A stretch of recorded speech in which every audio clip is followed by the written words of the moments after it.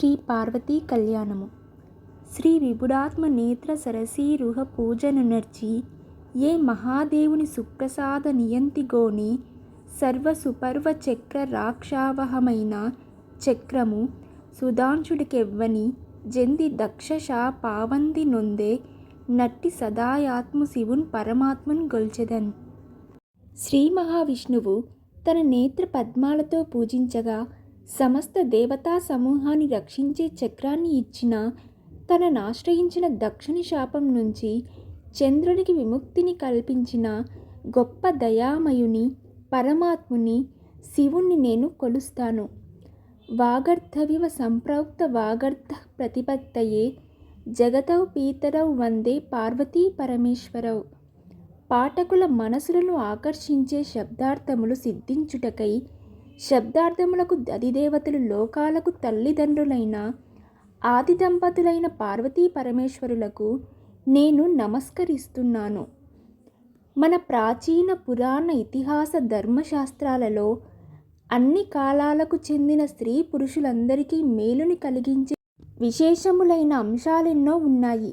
వాటిలో పార్వతీ కళ్యాణం, సీతా కళ్యాణం, రుక్మిణీ కళ్యాణం చాలా ముఖ్యములైనవి. శ్రీ పార్వతీ కళ్యాణ కథ మహాశివపురాణంలో, వాయుపురాణంలోను, స్కంద మహాపురాణంలోనూ వివరంగా వర్ణింపబడింది. తరువాత మహాకవి కాళిదాసు కుమార సంభవం అనే పేరుతో సంస్కృతంలో ఒక మహాకావ్యాన్ని వ్రాశాడు. ఈ పార్వతీ కళ్యాణ్ణి భక్తితో చదివిన స్త్రీ పురుషులకెవరికైనా వెంటనే పెళ్లి జరిగి ఆ దంపతులకు గొప్ప సాహసవంతుడైన సుగుణవంతుడైన కొడుకు పుడతాడు. వాళ్ళ ఇంట ఏ విధములైన దుష్టగ్రహ దోషాలు కలుగవు. ఇప్పుడు పార్వతీదేవి కళ్యాణం ఏ విధంగా జరిగిందో తెలుసుకుందాం. పార్వతీదేవి పుట్టుక. దక్ష ప్రజాపతి తన కుమార్తెలలో పెద్దదైన సతీదేవిని ఈశ్వరునికిచ్చి పెళ్లి చేశాడు. ఒకసారి ఈశ్వరునిపై కోపంతో సతీ పరమేశ్వరులను ఆహ్వానించకుండానే ఒక యజ్ఞాన్ని చేయడానికి సిద్ధపడ్డాడు. ఆ విషయం తెలుసుకొని సతీదేవి తన భర్త అనుమతితో దక్షుని యజ్ఞశాలకు వెళ్ళింది. అక్కడ దక్షుడు పరమశివుణ్ణి చాలా తీవ్రంగా దూషించాడు. శివదూషణని భరించలేని సతీదేవి అక్కడే యోగాగ్నిలో పడి దగ్ధురాలైంది. దేవభూమి అయిన ఉత్తర దిక్కున దేవస్వరూపుడైన హిమవంతుడనే పర్వతరాజు తూర్పు పశ్చిమ దిక్కులకు ఆవరించి ఉన్నాడు. అతడు తన పితృదేవతల మానసపుత్రిక అయిన మేనకాదేవిని పెళ్లి చేసుకున్నాడు. ఆ దంపతులకు సుగుణవంతుడైన కొడుకు పుట్టాడు. వానికి మైనకుడు అని పేరు పెట్టారు. ఆ తరువాత యోగాగ్నిలో దగ్ధురాలైన సతీదేవి పరమశివుణ్ణి ధ్యానిస్తూ మేనకాదేవి గర్భంలో ప్రవేశించి మేనకా హిమవంతుల కుమార్తెగా పుట్టింది. ఆమె గౌరవర్ణంలో ఉండడం చేత ఆమెకు గౌరీ అని పేరు పెట్టారు. పర్వతరాజు పుత్రిక అయినందున ఆమెను జనులందరూ పార్వతి అని పిలిచారు. పార్వతి శుక్లపక్ష చంద్రునిలా దినదిన ప్రవర్తమానురాలైంది. కాలానుగుణంగా ఆమె యవ్వనవతి అయ్యింది. పరమశివుడు సతీదేవి వియోగాన్ని భరించలేక హిమత్పర్వత చర్యలలో తీవ్రమైన తపస్సు చేయనారంభించాడు.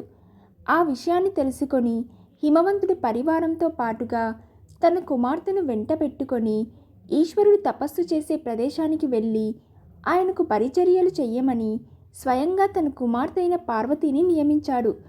పార్వతీదేవి స్వయంగా భక్తితో పువ్వులు, సమిదలు, దర్పలు ఈశ్వరునికి సమకూర్చి పెడుతూ ఆయన తపస్సుకి భంగం కలగకుండా పరిచర్య చేస్తూ ఉండేది. తారకాసురుడు పెడుతున్న బాధలను భరించలేక దేవతలందరూ దేవేంద్రునితో కలిసి బ్రహ్మదేవుని వద్దకు వెళ్ళారు. బ్రహ్మ ప్రత్యక్షమై దీనంగా ఉన్న వాళ్ళని చూశాడు. అప్పుడు దేవతలందరూ బ్రహ్మను గొప్పగా స్తుతించారు.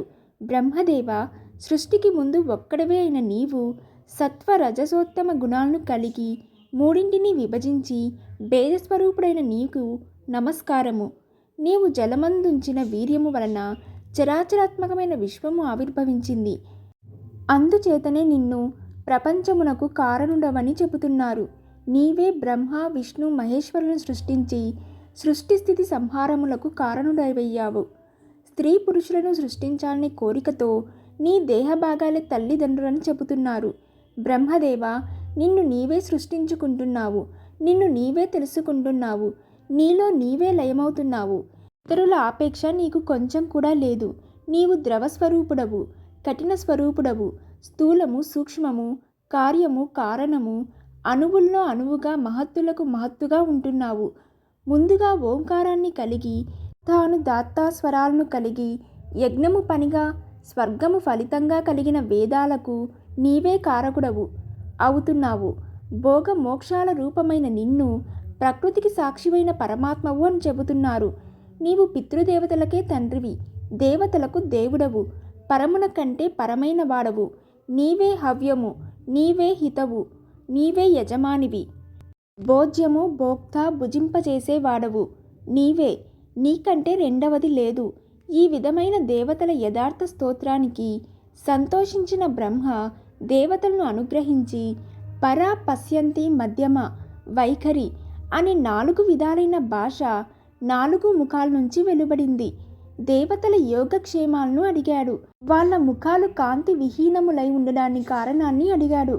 తారకాసురుని వలన తాము పడుతున్న బాధలను వివరించి వాణ్ణి సంహరించమని దేవతలు ప్రార్థించారు.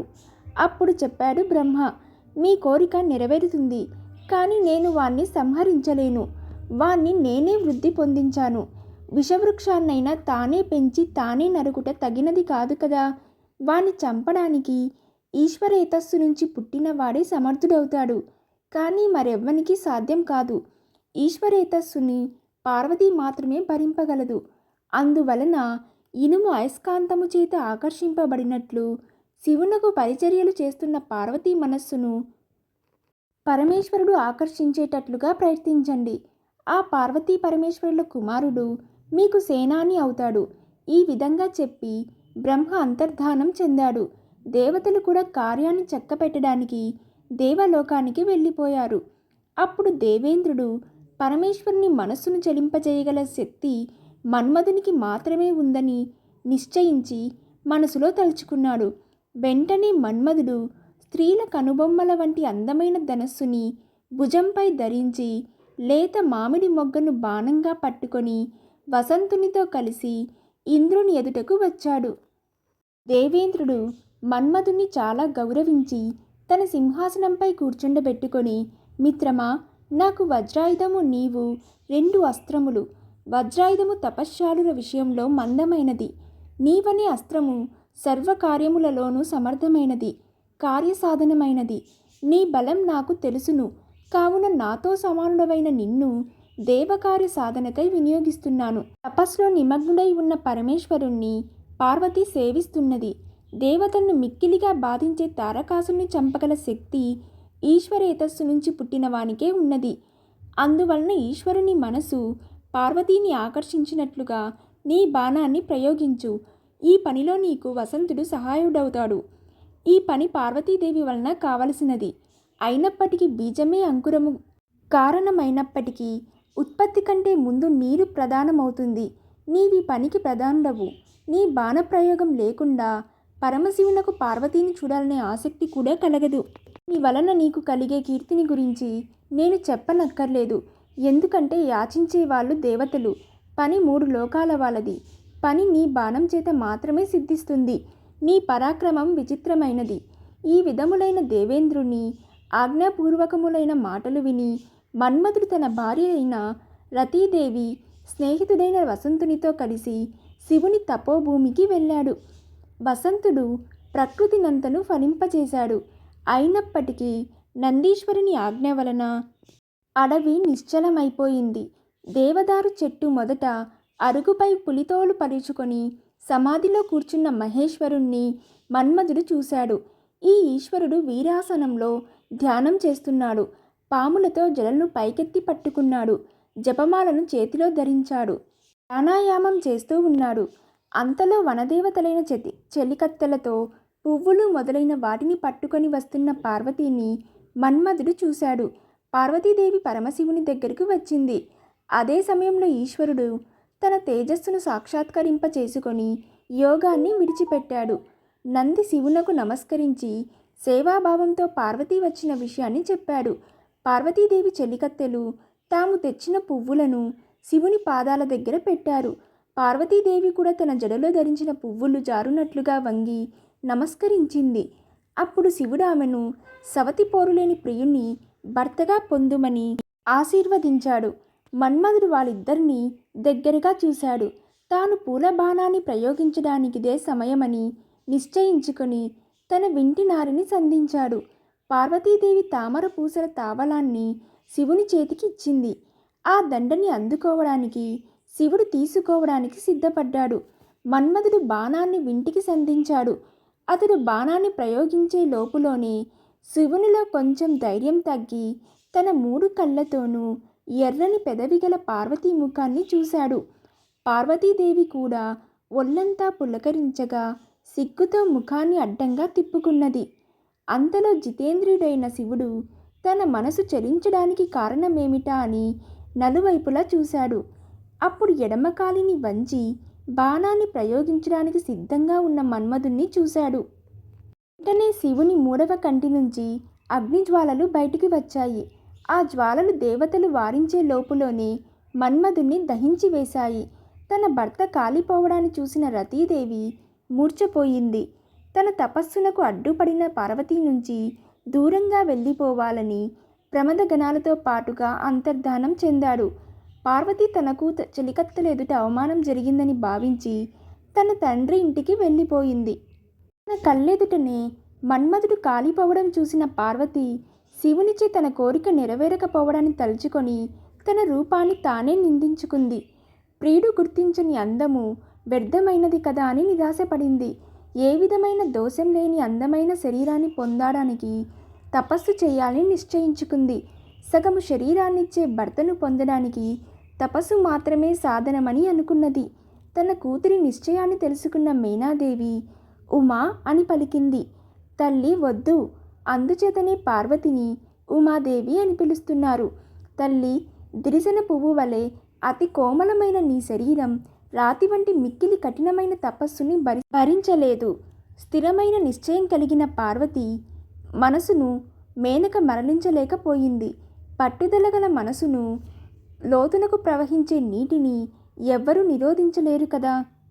చల చిత్తురాలైన పార్వతీ కోరిక తెలుసుకున్న తండ్రి హిమవంతుడు తన కోరిక నెరవేరే వరకు తాను తపస్సు చేసుకోవడానికి అనుమతినిమ్మమని చెలికత్తె చేత అడిగించింది.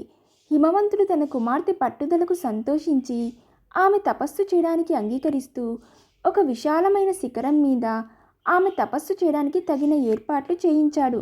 అప్పుడు పార్వతీదేవి తపస్సు చేసిన శిఖరమే నేడు గౌరీ శిఖరంగా పేరును పొందింది. పార్వతీదేవి తపస్సు ప్రారంభించడానికి ముందు తన అలంకారాలన్నింటినీ విడిచిపెట్టేసింది. సూర్యకాంతి గల నారచీరను కట్టుకుంది. ఆమె ముఖం తలదూపి పువ్వులతో అలంకరించినప్పుడు ఎంత అందంగా ఉండేదో, తపస్వినిగా జడలు కట్టినప్పుడు కూడా అంతే అందంగా ప్రకాశిస్తున్నది. తపోనియమాన్ని అనుసరించి పార్వతీ ముంజత్రాటిని 3 పేటలుగా ధరించింది. దానిచేత ఆమె కటిభాగం కందిపోయి ఎర్రగా అయ్యింది. ఆ దేవి పెదవులకు లత్తుక పూయుటకు ఒంటికి మంచి గంధాన్ని పూసుకోవడానికి ఉపయోగించే చేతులు ఇప్పుడు దర్పలను కోయడానికి జపమాలను తిప్పడానికి ఉపయోగిస్తున్నది. శ్రేష్టమైన మెత్తని పక్కపై పడుకునే పార్వతి తన చేతినే దిండుగా చేసుకొని రాతిపై పడుకుంటున్నది. వ్రత నియమంలో ఉన్న గౌరీదేవి తన విలాస చేష్టను తీగల యందును అంచెల దృష్టి ఆడులేళ్ల యందును మాత్రమే నిలిపి ఉంచింది. ఆ పార్వతి తన ఆశ్రమంలో ఉన్న చిన్న చెట్లకు నీళ్లు పోస్తూ తన కుమారునకు పాలు పడుతున్నట్లుగా ప్రేమను చూపిస్తున్నది. నివ్వెర ధ్యానం చేత పార్వతి లేళ్లను లాలిస్తుండగా అవి ఆమెపై చదువుతో తిరుగుతున్నాయి. స్నానము, హోమము, నారచీర ధారణము, స్తుతిపాఠము కలిగిన గౌరీదేవిని చూడడానికి ఒకనాడు మునులు వచ్చారు. ధర్మం చేత పెద్దవాళ్ల విషయంలో వయసుని ఎంచరు కదా. పార్వతి తపోభూమిలో పరస్పర వైరము గల జంతువులు తమ విరోధాన్ని విడిచిపెట్టడం చేతను, చెట్లు కోరిన పండ్లను ఇవ్వడం చేతను, కొత్త పర్ణశాలలో అగ్నిహోత్రము చేయడం చేతను ఆ ప్రదేశము చాలా పవిత్రమైనది.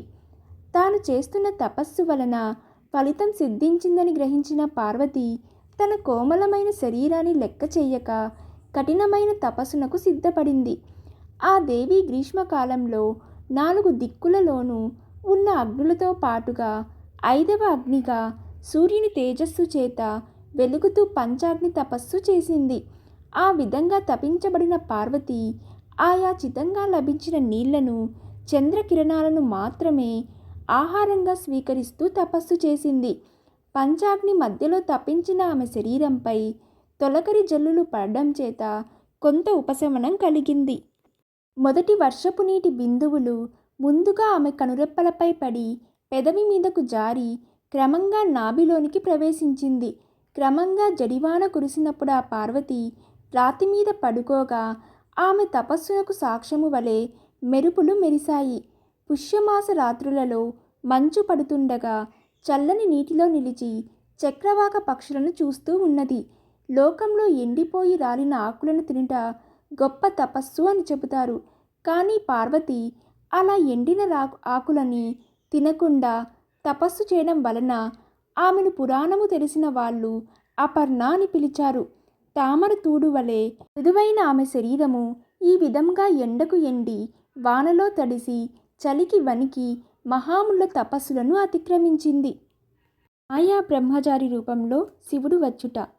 ఒకనాడు నల్లలేడి చర్మమును, మోదుగ దండాన్ని ధరించి నేర్పుతో మాట్లాడగలిగి బ్రహ్మ తేజస్సు చేత ప్రకాశిస్తూ భవించిన బ్రహ్మచర్యాశ్రమం వలె ఉన్న ఒక బ్రహ్మచారి పార్వతీదేవి తపోవనానికి వచ్చాడు. పార్వతీదేవి ఆయనకు ఎదురెళ్ళి గౌరవంగా సపర్యలను చేసింది. ఆశ్రమానికి తీసుకొచ్చింది. చిత్తస్థైర్యము కలవాళ్ళు సమానులైనప్పటికీ ఇతరులపై అధికమైన గౌరవాన్ని చూపిస్తారు. విధిపూర్వకంగా పార్వతీ చేసిన పూజా సత్కారాలను పొంది కొంతసేపు మార్గాయాసము తీర్చుకునే వానిలా నటించి ఉమాదేవిని ఏ విధమైన మనోవికారము లేకుండా చూస్తూ క్రమపద్ధతిలో మాట్లాడడానికి పూనుకున్నాడు. హోమాది కర్మలకు సమిధలు, దర్పలు కష్టపడకుండా దొరుకుతున్నాయా? ఇక్కడి నీళ్లు నీకు స్నానానికి యోగ్యములై ఉన్నాయా? నీ శక్తిని అనుసరించే తపస్సు చేస్తున్నావు కదా. ఎందుకంటే ధర్మ సాధనలో శరీరమే మొదటిది. నీవు నీళ్లు పోసి పెంచుతున్న ఈ తీగల చిగుళ్ళు బాగా పెరుగుతున్నాయా? నీ చంచలములైన చూపుల చేత లేళ్లు తమ జాతివే అనే భ్రమతో నీ చుట్టూ తిరుగుతూ నీ చేతిలోని దర్పలను లాగినప్పుడు నీకు వాటిపై కోపం కలగడం లేదు కదా. ఎందుకంటే తపస్సు చేసే వాళ్ళకి కోపం కలగకూడదు పార్వతి. అందము పాపకార్యాన్ని చేయనివ్వదు అనే మాట నీ యందు సత్యమై ఉన్నది. అందుచేతనే మునులందరూ నిన్నే అనుసరిస్తున్నారు. నీ తండ్రి అయిన హిమవంతుడు నిన్ను కుమార్తెగా పొందడం వలన పవిత్రుడైనట్లుగా మారి ఇతరములైన వాటి చేత పవిత్రుడు కావడం లేదు. నీవు త్రివర్గాల్లో ధర్మాన్ని మాత్రమే అనుసరించడం వలన నేను ధర్మమే త్రివర్గాల్లో గొప్పదని తెలుసుకున్నాను. 7 మాటల చేత స్నేహం ఏర్పడుతుందని విద్వాంసులు చెబుతున్నారు. అవును సుందరి, నన్ను పరాయివాణ్ణిగా భావించకు. బ్రాహ్మణులకు సహజమైన స్వభావం చేతను, నీతో ఏర్పడిన స్నేహము చేతను గొప్ప సహన గుణం కల నిన్ను ఒకటి అడగాలనుకుంటున్నాను. రహస్యము కానిదైతే సమాధానం చెప్పు. మొదట బ్రహ్మ అయిన హిరణ్య గర్భుని వంశంలో పుట్టిన దానవు. 3 లోకాల సౌందర్యము రాశిగా పోసి సృష్టించబడిన అందకత్తెవు. ఐశ్వర్య సుఖం కోసం నీవు వెదకనక్కర్లేదు. కొత్త యవ్వన వయసులో ఉన్నదానవు. ఇంతకంటే తపస్సుకి ఫలితమేమిటో చెప్పు. సాధారణంగా స్త్రీలు భరించలేని అవమానాన్ని పొందినప్పుడు ఈ విధమైన తపశ్చర్యకు పూనుకుంటారు. అటువంటిది నీకు ఎన్నడూ జరగదు. ఎందుకంటే ఇతరులకెవ్వరికీ లభించని విచారము లేని రూప సౌందర్యము కలదానవు.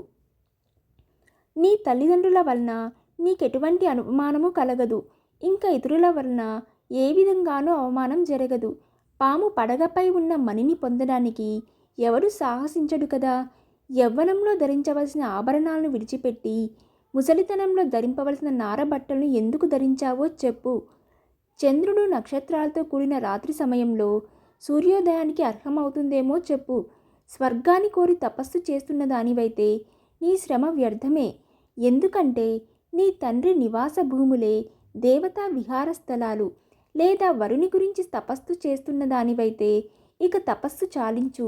రత్నాన్ని ధరించే వాళ్లే కదా వెతుక్కుంటారు, కానీ రత్నం తనను ధరించే వాళ్ళ కోసం వెతకదు కదా. నీ వేడి నిట్టూర్పు వలన నీవు వరుని కోసమే తపస్సు చేస్తున్నట్లుగా నా మనసులో సందేహం కలుగుతున్నది. నీవు వరించదగిన వాడు ఉండడు. అయినా నీవు వరించినప్పటికీ లభించని వాడు ఎవడుంటాడు?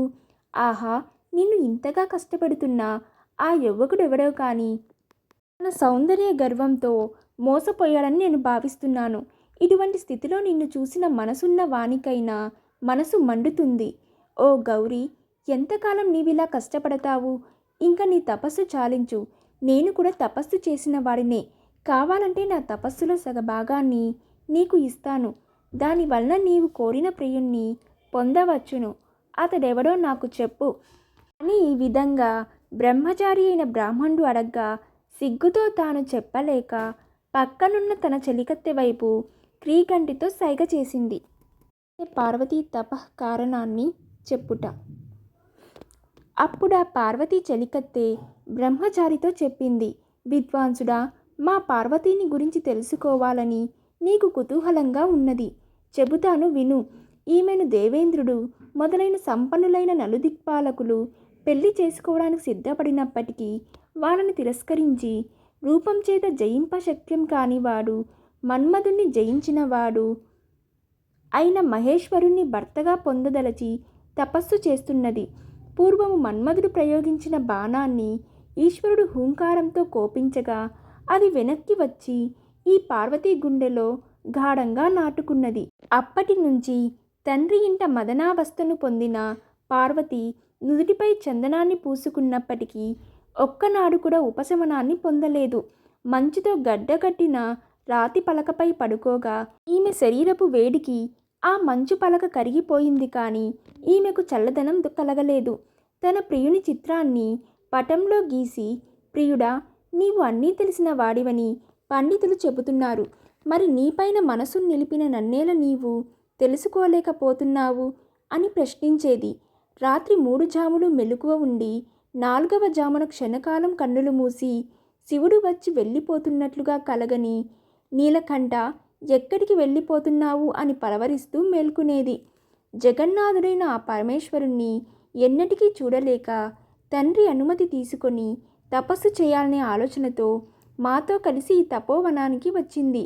ఈమె తపస్సు ప్రారంభించే ముందు నాటిన విత్తనం మొలకెత్తి పెద్ద చెట్టై పుష్పించి ఫలించి ఈమె తపస్సుకి సాక్ష్యంగా నిలిచింది.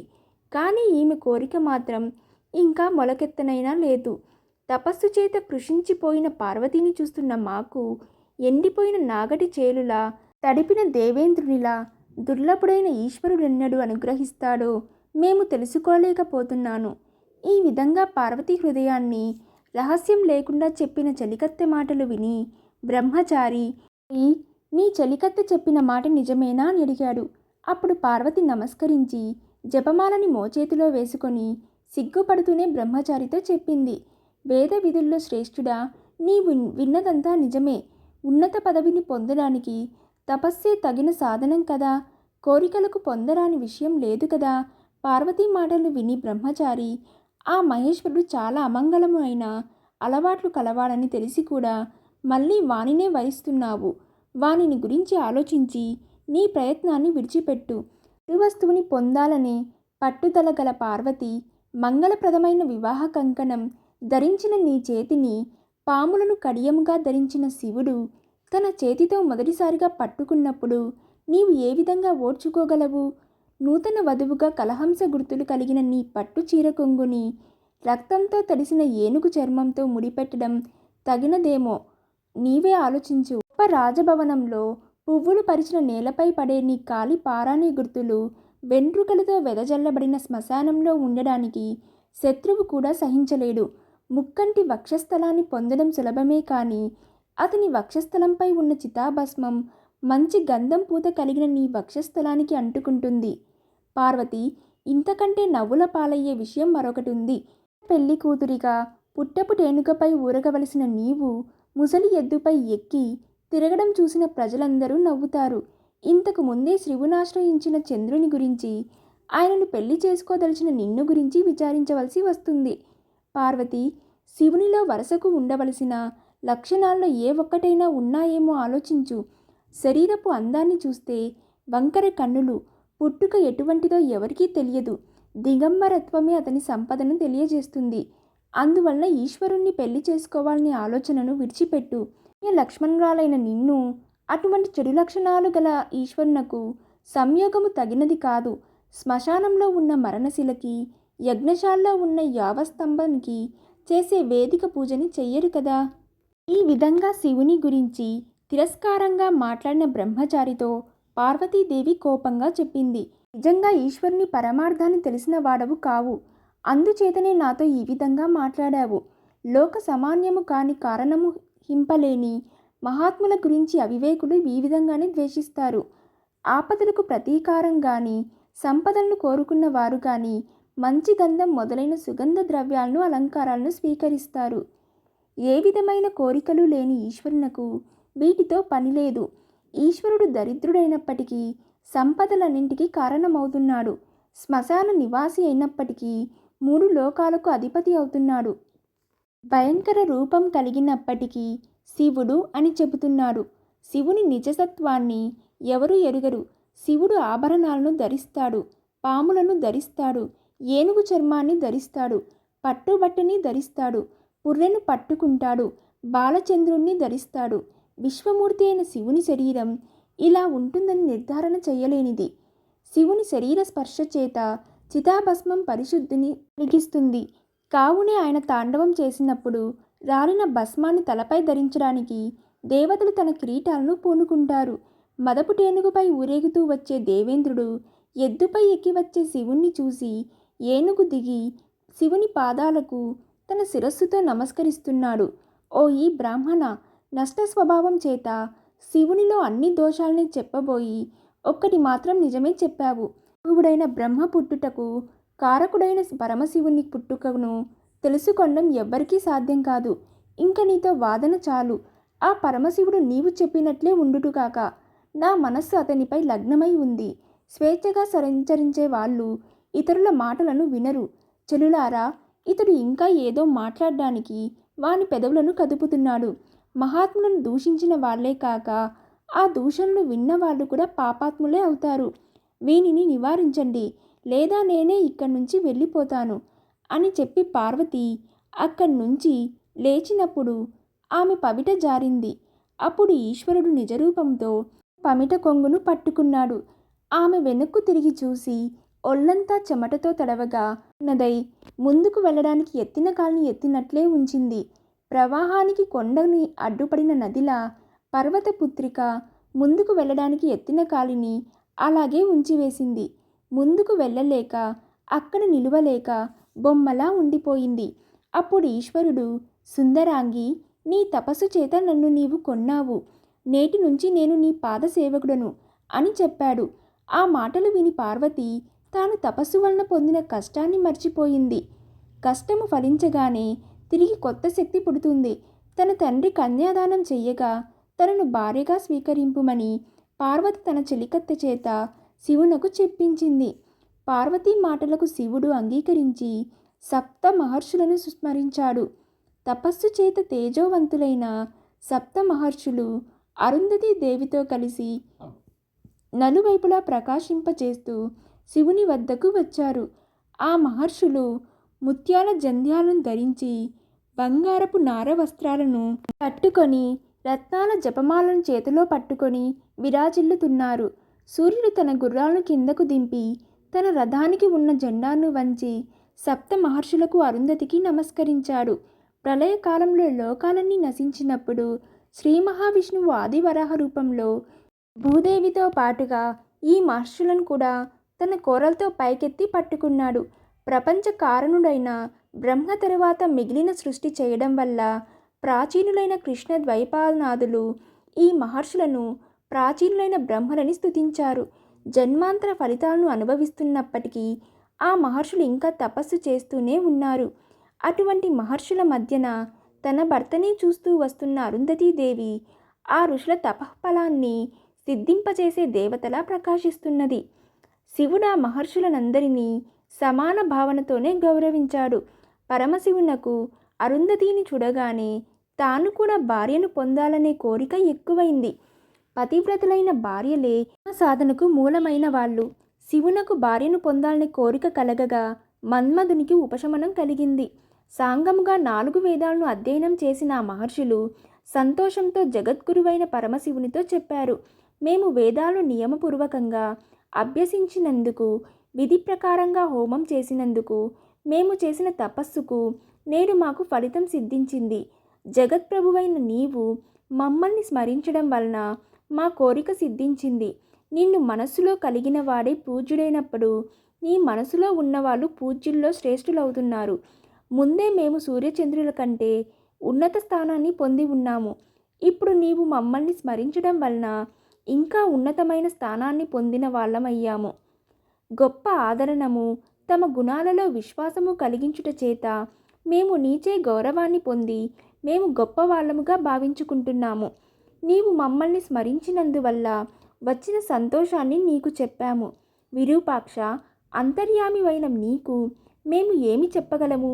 నిన్ను మేము స్వయంగా చూస్తున్నప్పటికీ నీ యథార్థ తత్వాన్ని మేము గ్రహింపలేము. బుద్ధులకు అతీతుడైన నీ ఆత్మస్వరూపాన్ని మాకు చెప్పు.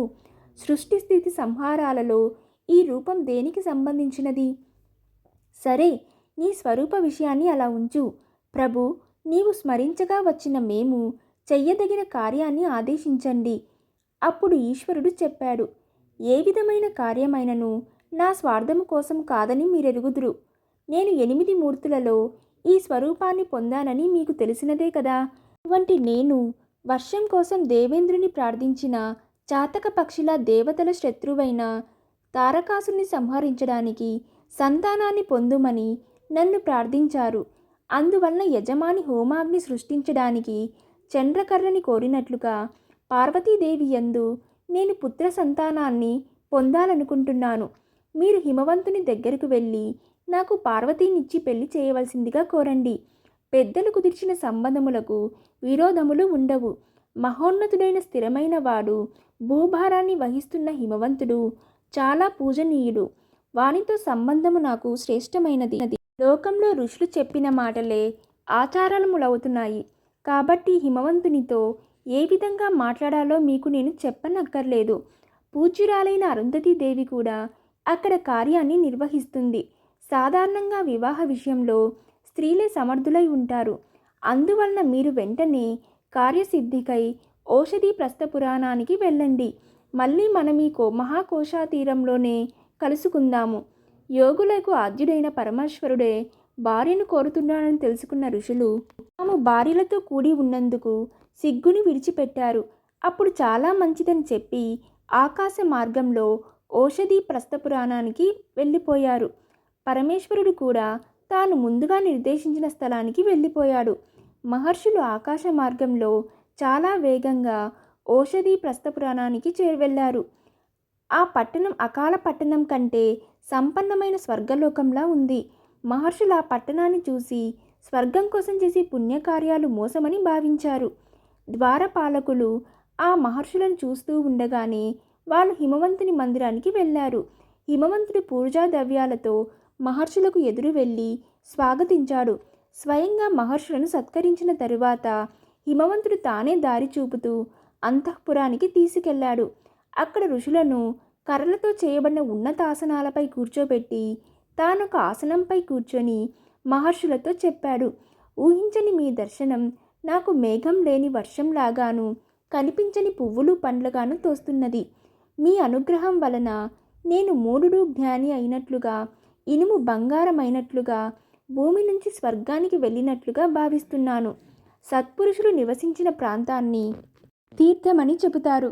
కాబట్టి నేను ఈనాటి నుండి ప్రాణులను పవిత్రులను చేయగల వాడినని భావిస్తున్నాను. మహనోత్తములారా, నా శిరస్సుపై గంగ పడడం చేతను, పరిశుద్ధములైన మీ పాదజలం చేతను నేను పరిశుద్ధుని అయ్యానని భావిస్తున్నాను. ఓ మునులారా, జంగమ స్థావరమాత్మకైన 2 శరీరాలను కలిగినప్పటికీ 2 విధాలుగా నా శరీరం పవిత్రమైనది. స్థావరాత్మకమైన దేహం ఇలా కార్యాన్ని సిద్ధింపచేయడం చేతను అనుగ్రహించబడింది. నా శరీర అవయవాలు దిక్కులకు వ్యాపించినప్పటికీ అవి మహర్షుల రాక వలన కలిగే సంతోషాన్ని భరించలేకపోతున్నాయి. తేజోరూపులైన మీ దర్శనం వలన నాలో ఉన్న రజోగుణము తమోగుణము రెండూ నశించాయి. నేను మీకు చేయవలసిన పని ఏమీ లేదు. ఏదైనా ఉంటే నన్ను పరిశుద్ధుణ్ణి చేయడానికే మీరు వచ్చినట్లుగా భావిస్తున్నాను. మీకు కోరికలు లేనప్పటికీ మాకు ఏ పైనైనా ఆదేశించండి. ప్రభువులు ఆజ్ఞాపించడమే అనుగ్రహం అవుతుంది. ఇదిగో నేను, ఈమె నా భార్య, ఈమె నా కూతురు. మీకు ఏ కార్యం ఎవరి వలన జరగాలో ఆదేశించండి. బంగారము మొదలైన సంపదలకు లెక్కలేదు. ఈ విధంగా పలికిన హిమవంతుని మాటలు గుహలలో ప్రతిధ్వనించినట్లుగా స్పష్టములయ్యాయి. అప్పుడు చెప్పవలసిన విషయాన్ని చక్కగా చెప్పడంతో నేర్పరి అయిన అంగీరసుని మాట్లాడమని ప్రేరేపించారు.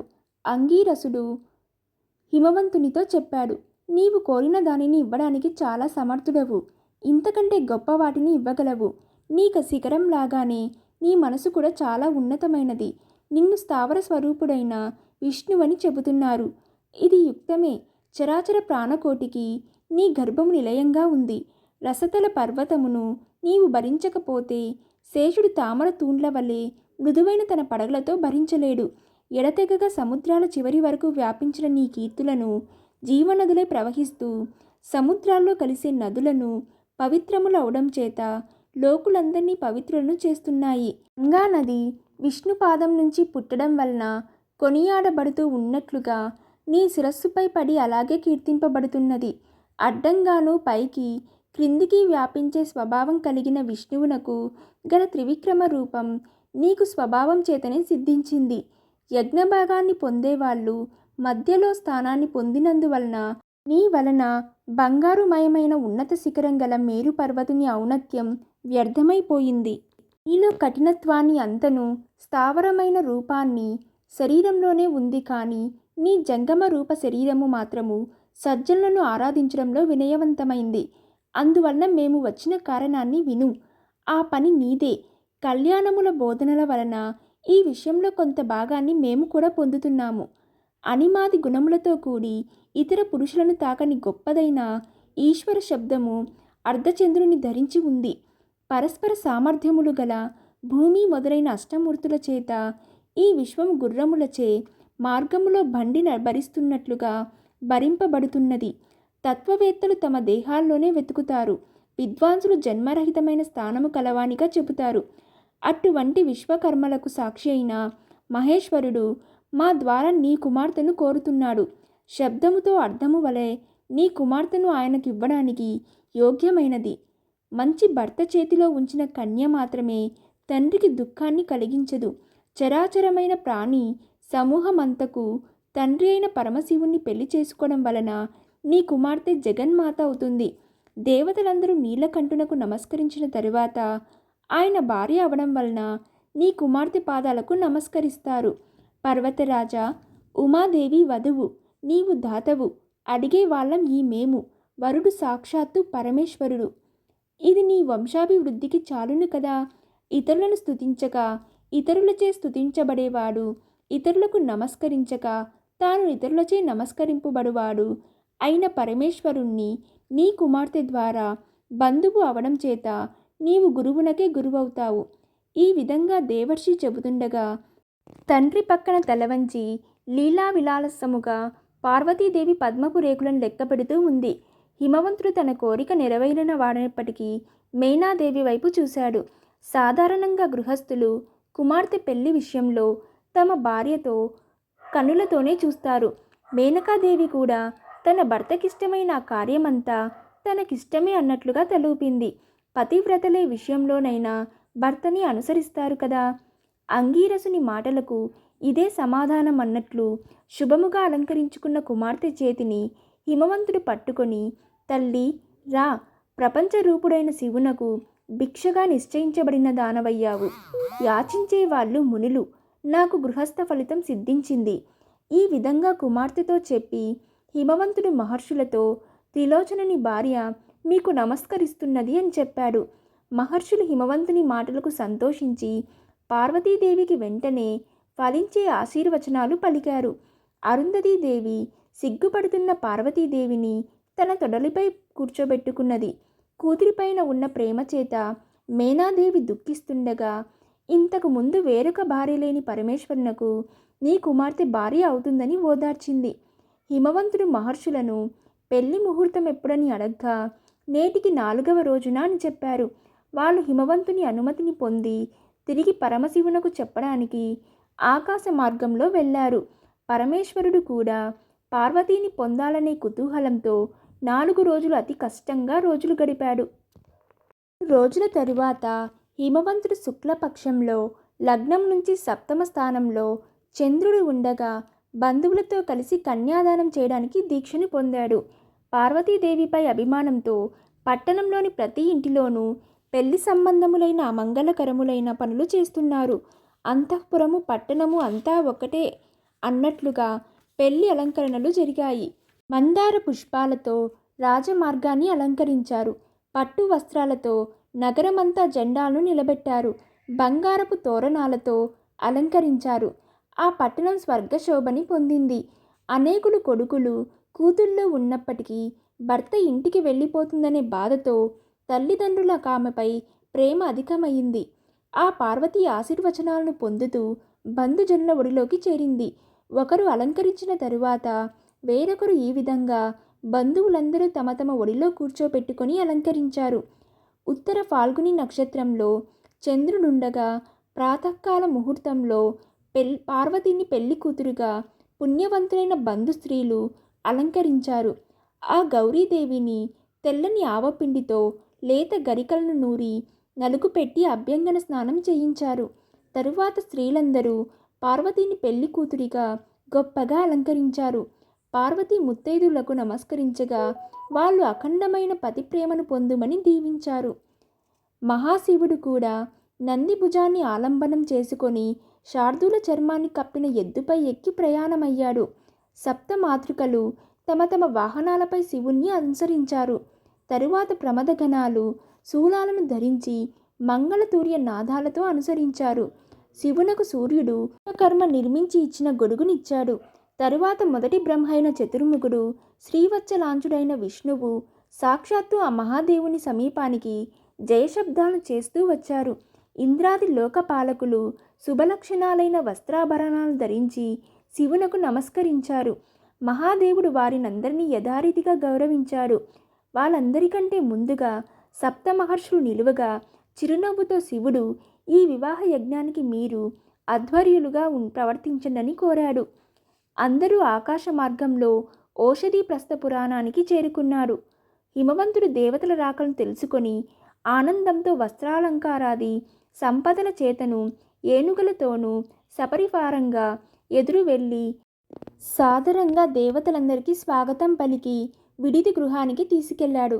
దారిలో ఓషధీ ప్రస్థపుర స్త్రీలు తమ పనులను విడిచి మేడలపై నుంచి కుతూహలంతో పరమశివుణ్ణి చూశారు. అక్కడ శివునకు పట్టు వస్త్రాలను ధరింపజేసి కొత్త వెన్నెల చేత సముద్రుని వలె పార్వతీదేవి దగ్గరికి తీసుకుని వెళ్ళారు. హిమవంతుడు పార్వతిని తీసుకురాగా శివుడు ఆమె చేతిని స్వీకరించాడు. పార్వతీ పరమేశ్వరుల పాణిగ్రహ సమయంలో ఎదురుగా ఉత్తమమైన కాంతిపుంజము ఆవిర్భవించింది. ఆ ఉమామహేశ్వరుల దాంపత్య శోభ వర్ణింప శక్యం కానిది. ఆ దంపతులు ఎత్తైన అగ్నిజ్వాలల చుట్టూ ప్రదక్షిణ చేశారు. పురోహితుని మాటను అనుసరించి ఆ దంపతులు 3 సార్లు అగ్నికి ప్రదక్షిణం చేశారు. వధువైన పార్వతిని బ్రాహ్మణులు ఆశీర్వదించారు. తల్లి, ఈ అగ్ని మీ వివాహ కర్మకి సాక్షి అయింది. నీ భర్తైన శివునితో కలిసి నిర్విచారముగా ధర్మాన్ని ఆచరించుము. ఈ విధంగా పార్వతీ పరమేశ్వరుల కళ్యాణము ప్రజాపత్యము అనే వివాహ పద్ధతిలో జరిగింది. భవానీదేవి చెవులను విస్తరించి యాజ్ఞికుల మాటలను శ్రద్ధగా విన్నది. తరువాత ధ్రువ నక్షత్రాన్ని చూడమని చెప్పగా సిగ్గుతో తల ఎత్తి చూసింది. ఈ విధంగా పురోహితుని చేత నిర్వహింపబడిన పాణిగ్రహ కార్యమైన తరువాత దంపతులు మేనా హిమవంతులకు నమస్కరించి తరువాత పితామహునకు నమస్కరించారు. బ్రహ్మ కళ్యాణి వీరమాతవు కమ్మని దీవించాడు. బృహస్పతి పార్వతీ సమేతుడైన శివుణ్ణి చూసి మనసులో శాంతిని పొందాడు. తరువాత ఆ దంపతులు చతురస్ర వేదికపై బంగారు ఆసనాలపై కూర్చొని లోకాచారాన్ని అనుసరించి పరస్పరం తడిసిన అక్షతలను చల్లుకున్నారు. లక్ష్మీదేవి పొడవైన 4 అంకెల పద్మాన్ని గొడుగుగా పట్టుకున్నది. సరస్వతీదేవి సంస్కృత ప్రాకృత రూపములైన 2 విధములైన భాషలతో స్తుతించింది. ఈ విధంగా దంపతులైన పార్వతీ పరమేశ్వరులకు ముందుగా దేవి మనస్సంకల్పం చేత వినాయకుడు జన్మించాడు. తరువాత దేవకార్యమైన తారకాసుర సంహారం నిమిత్తమై పరమేశ్వరుని రేతస్సు నుంచి మరొక పుత్రుడు జన్మించాడు. వానికే సుబ్రహ్మణ్య స్వామి అని కార్తికేయుడని, షణ్ముఖుడని వివిధమైన పేర్లు ఉన్నాయి. ఈ విధమైన పవిత్రమైన పార్వతీ కళ్యాణాన్ని భక్తితో చదివిన వాళ్ళకి, విన్న వాళ్ళకి అనేక శుభాలు కలుగుతాయి. పుత్రులు లేని వాళ్ళకి సుగుణవంతులైన పుత్రులు జన్మిస్తారు. పెళ్లి కాని స్త్రీ పురుషులకి అన్యోన్యమైన అనుకూలమైన సహచరులు లభిస్తారు. ఇది నిరాకారుడైనప్పటికీ లోక కళ్యాణం కోసమే. సాకారుడై లోకాచారాన్ని అనుసరించి దాంపత్య సుఖాన్ని అనుభవించిన పరమాత్ముని మాయా విలాసము. పార్వతీ కళ్యాణం పారాయణం చేసిన వాళ్ళకి, పెళ్లి కాని యువతి యువకులకు తప్పకుండా పెళ్లి అయి ఉత్తమ సంతానంతో వాళ్ళ వంశం అభివృద్ధి జరుగుతుందనేది నిత్య సత్యము.